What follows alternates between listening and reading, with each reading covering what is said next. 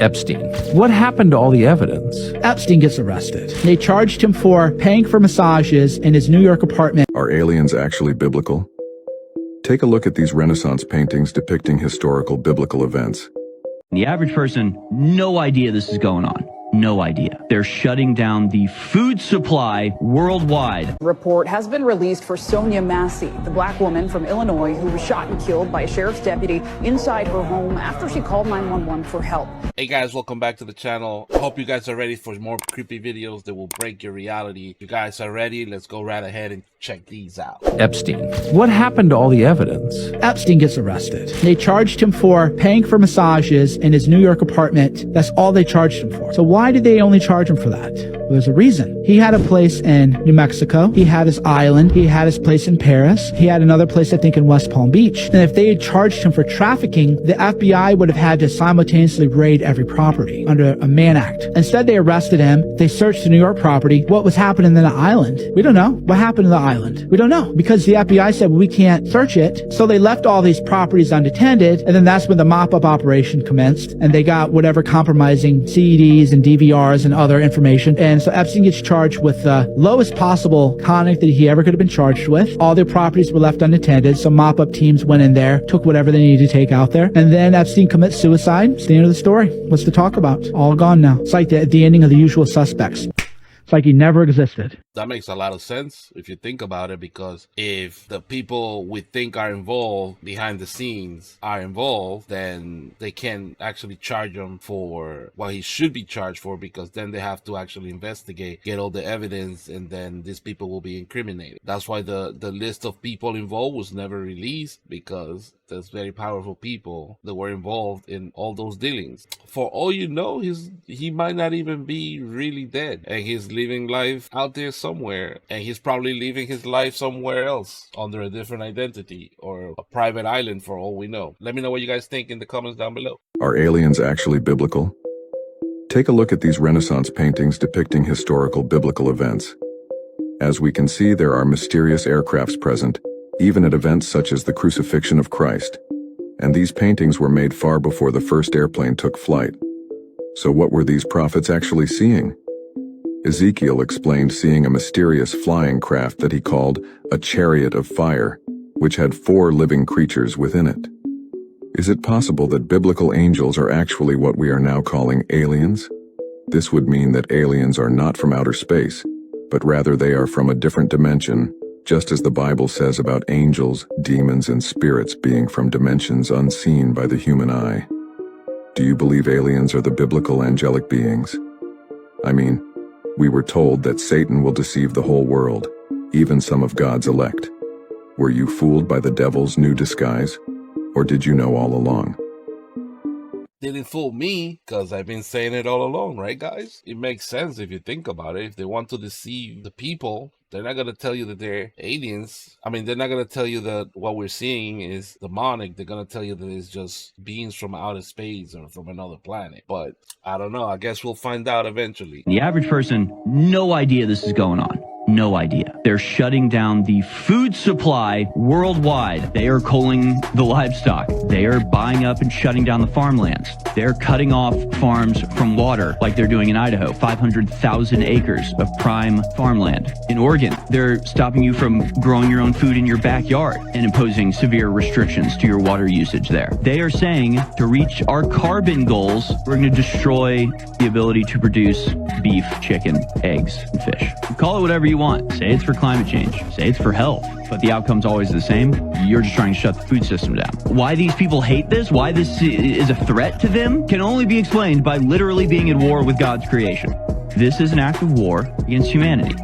When all this stuff started happening, I believe, well, it was back 2020. Started hearing people talking about that they were buying out the farms, or that they were buying out all the crops from certain farms, but they weren't taking the crops away. They were burning it on the spot. So I brushed it off. I was like that can't be true. And I just kept hearing of it from different people, different farmers, and eventually I started believing in it. And now look where it's getting. It's like they're even stopping people from getting water to their crops, giving them fines if they use water to water their crops right before their crops are ready. So I mean, it can't all be a coincidence that all these things are happening around food. Report has been released for Sonia Massie, the black woman from Illinois who was shot and killed by a sheriff's deputy inside her home after she called 911 for help. It includes the 36-year-old mother of two, died from a gunshot wound to the head. Earlier this week, the coroner said her death was a homicide. Body camera video shows deputies responding to Massie's house after she called about a possible intruder.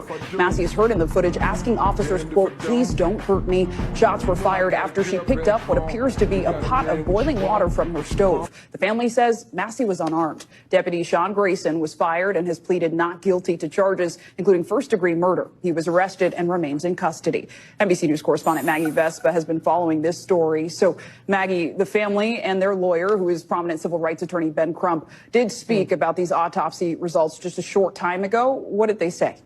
They said they're absolutely guttings in Clay, as we expected, but they also said it shows something really clear, and that not just that Sonia Massie, according to the coroner, was shot in the head, but that she was shot in her left eye, specifically her lower left eyelid. And the autopsy results show the bullet actually traveled downward and exited the base of her neck. And what they say that means is that, and we appear to see this in the body camera video of this shooting, Sonia Massie was shot at a downward trajectory. You see her kind of drop to the ground and seem to cower when the deputy initially draws his weapon, and she stayed on the ground in the moments before she was shot. And they say, you can see Crump pointing it out there. They say that clearly shows that they say this was an abuse of power and that this was excessive, that the deputy was standing, she was crouching, and Sinclair, they say it's clear that she was not a threat in that moment. Yeah, the details are just difficult to hold in this story. Maggie, NBC News, of course, has been digging through Sheriff's Department personnel files on that former deputy, Sean Grayson. Right. We learned new details about his time at a previous sheriff's office he worked for. Tell us more about that. And also, have we heard from Sean Grayson?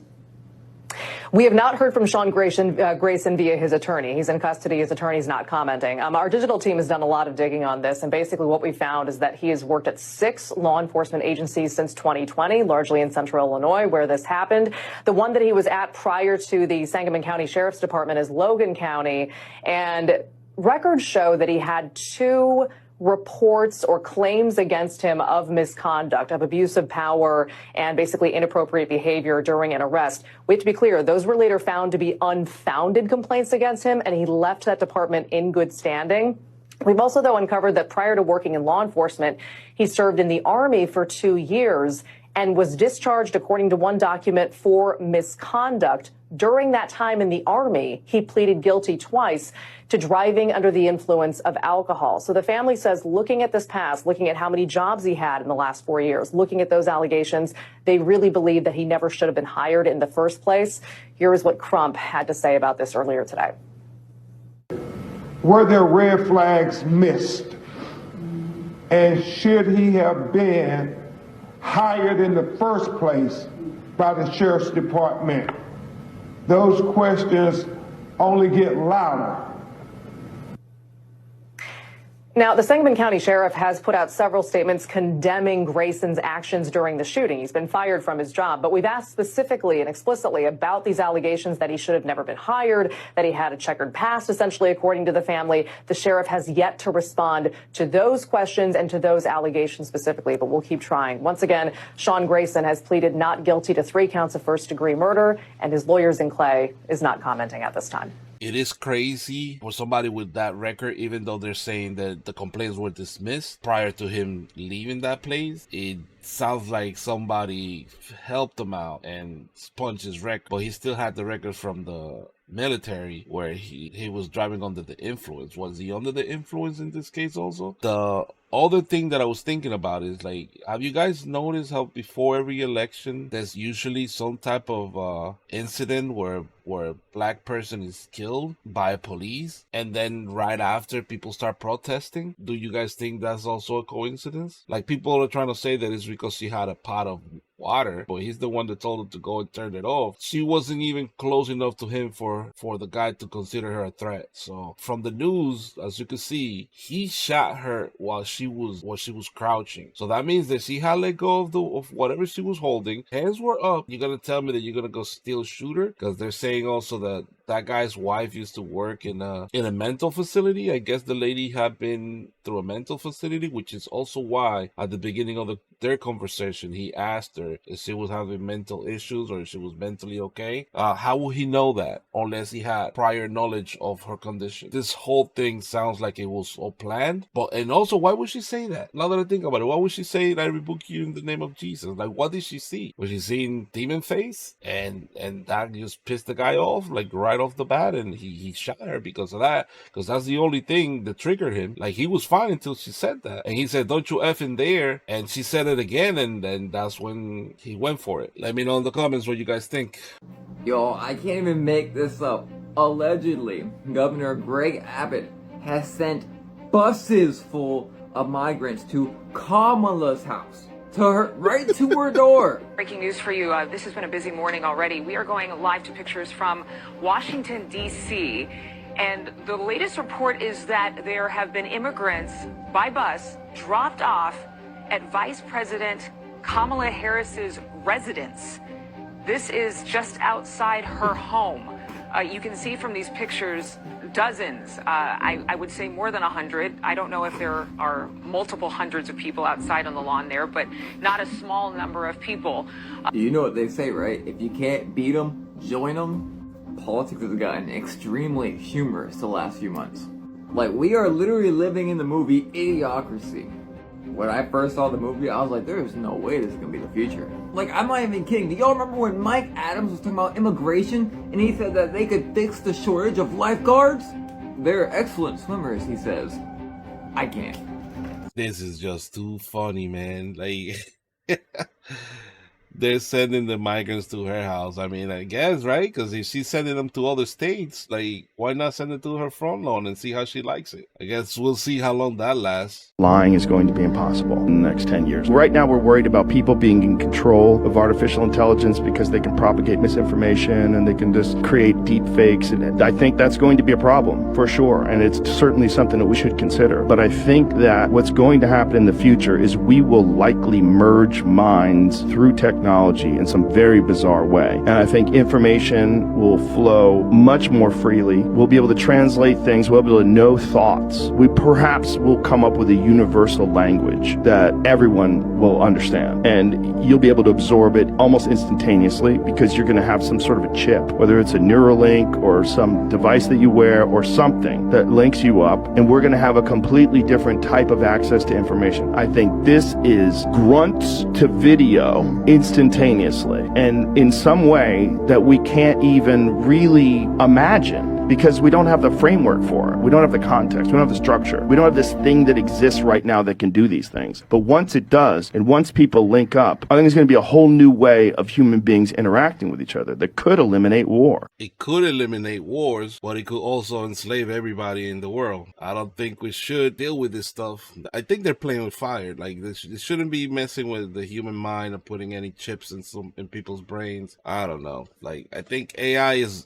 good the way it is now, where it's just in a computer. I don't think we should put it in robotic bodies. I don't think we should use it. Keep it online, keep it on computers, keep it on phones, but do not implant it in your body. I mean, you guys do whatever you want to do, but I know you guys are smarter than that. There's a documentary that you guys need to watch. It's called The Grab documentary. This investigative journalist finds out that the new war is food and water. China does not have enough water to grow food for their own country. So that's why they're going into Africa, into the US, and buying up farmland to send it back to feed their own country. It basically just shows how vulnerable our world is, but also how America is just like letting in all these different countries, China, Saudi Arabia. What they're doing is depleting our resources. It's insane. But he's basically talking about how Russia right now is like melting away.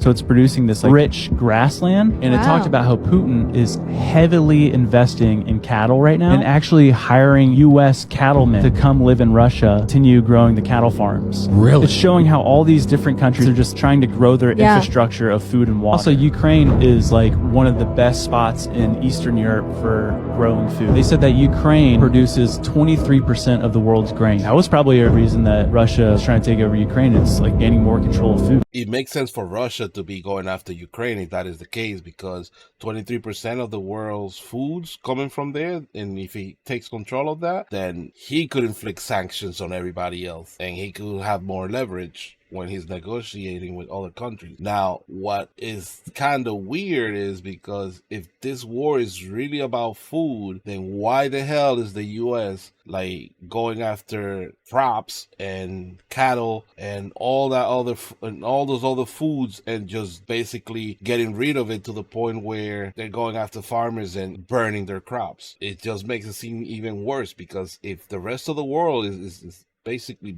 fighting for food, and we have the food here, and we're selling land to China and other countries to come and farm in the U.S., then why are we getting rid of the farmland? Could it be to take the farmers out of business and then buy their land cheap and then sell it to China? That's another possibility that I didn't think of until now. Let me know in the comments what you think. First thing I want to enlighten you all on before I explain why angels would use an aircraft is how some of the angels are physical beings. Not all of them are physical beings, but for the ones that are, in many ways they share similarities with humans, such as needing to eat food. 2 angels ate food with Lot and his family in the Bible before destroying the 2 ancient cities, Sodom and Gomorrah. Now, to explain why an angel would need an aircraft, let's look at God's chariots of fire more so as a spiritual craft that can travel interdimensionally. Even the Bible tells us this is exactly what the chariot of fire did when it took Elijah. It says that when Elijah was taken up into a whirlwind, the chariot of fire took him to heaven.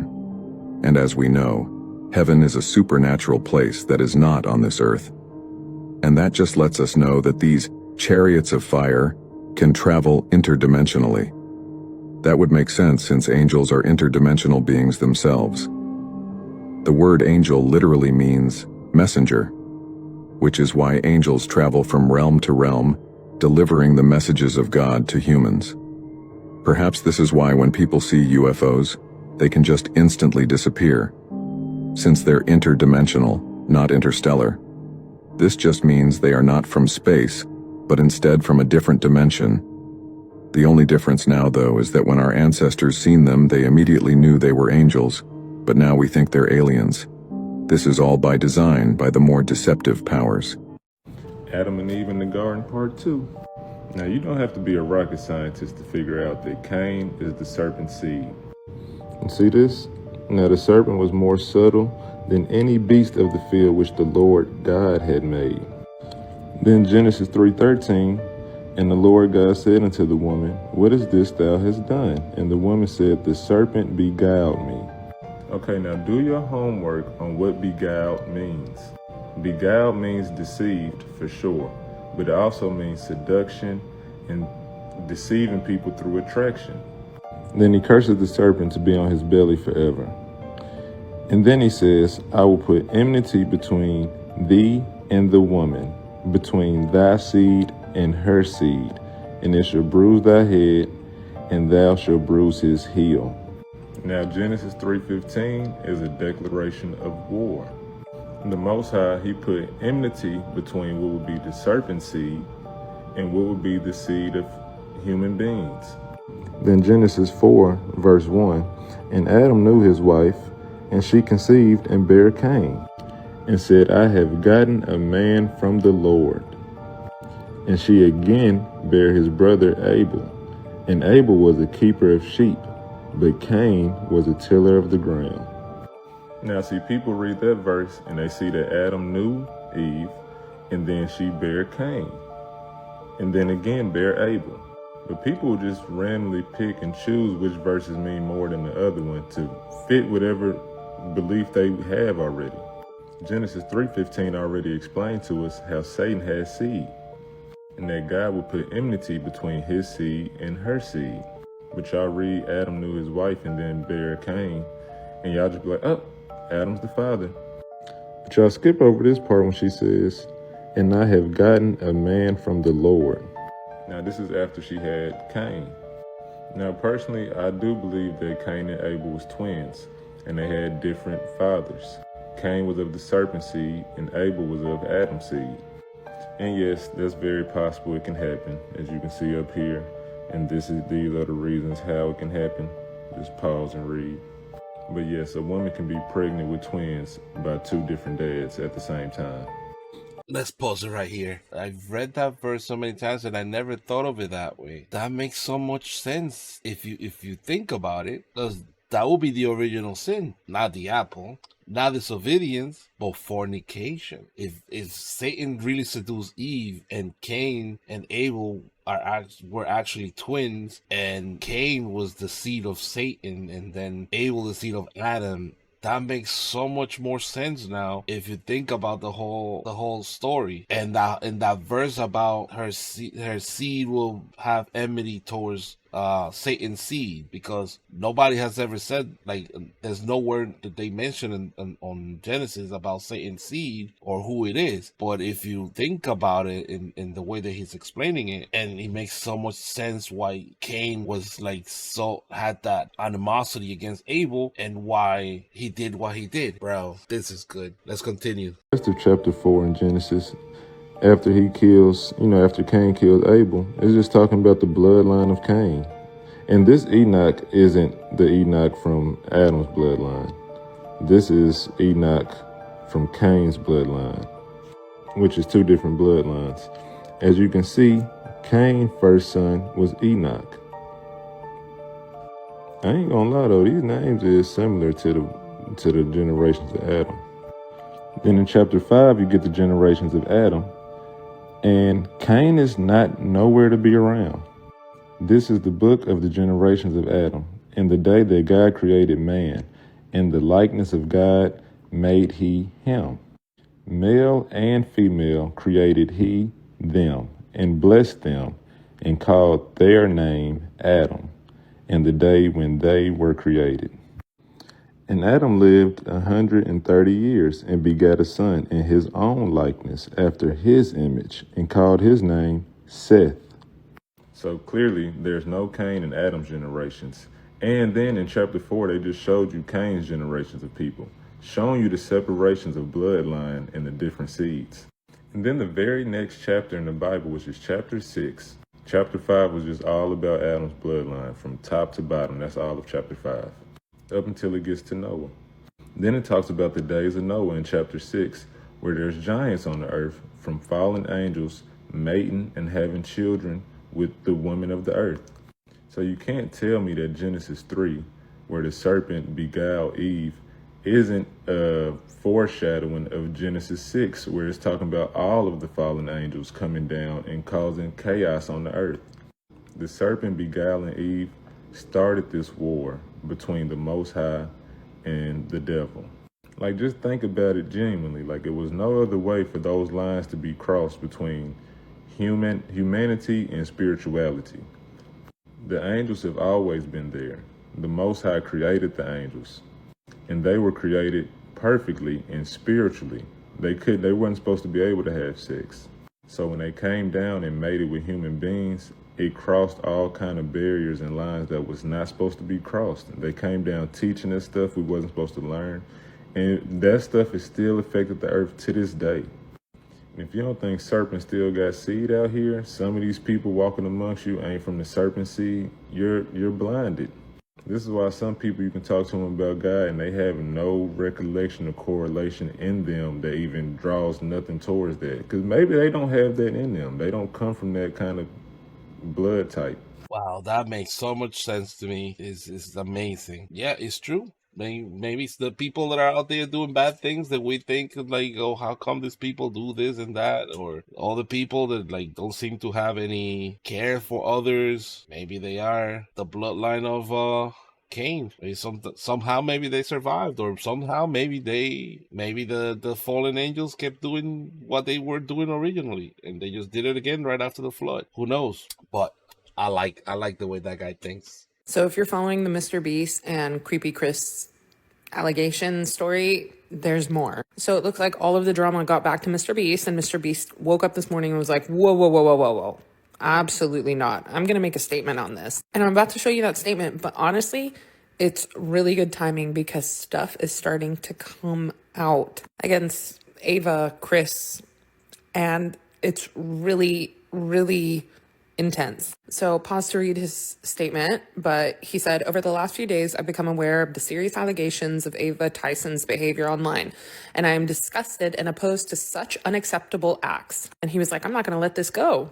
During that time, I have been focused on hiring an independent third party to conduct a thorough investigation to ensure I have all the facts. That said, I've seen enough online and taken immediate action to remove Ava from the company, my channel, and any association with Mr. Beast. I do not condone or support any of this inappropriate actions. Then, of course, he says, I will allow the independent investigators the necessary time to conduct a comprehensive investigation, and I will take any further action based on their findings. And like I said, shit is starting to come out, and it's gross. And I think this is just like the tip of the iceberg, and I see maybe jail time in the future. Okay, so for those of you who don't know, Ava is basically an old friend of Mr. Beast who came out as trans not too long ago. And basically the whole drama that is happening now is, from what I read, is because allegedly he was soliciting or having a conversation with a 13-year-old boy at some point, and the conversation was not really PG, if you know what I mean. If it is true, it's disgusting. Anybody that goes after minors, I have no sympathy for them. I think they deserve to be thrown in jail. I just think it's disgusting. At least Mr. Beast did what he was supposed to do quickly and swiftly, which is disassociate himself from that person. At least he didn't let the fact that was a friend of his cloud his judgment, because that will bring down his whole brand. But let me know what you guys think in the comments below. I'm gonna add a post to the community tab probably today or tomorrow, so that you guys could chime in with your suggestions on a name for our community. I've gotten 2 good ones. I'm gonna add them to the post, and any other ones. Once we have a list of them, then I'll create a poll, and then we could vote on whichever one you guys think is best, and then we'll take it from there, and I'll make the final decision after. Hit that like, subscribe if you haven't subscribed, hit those comments, share to anybody you think that might like this video. That's it for tonight. Thank you for watching, and peace out.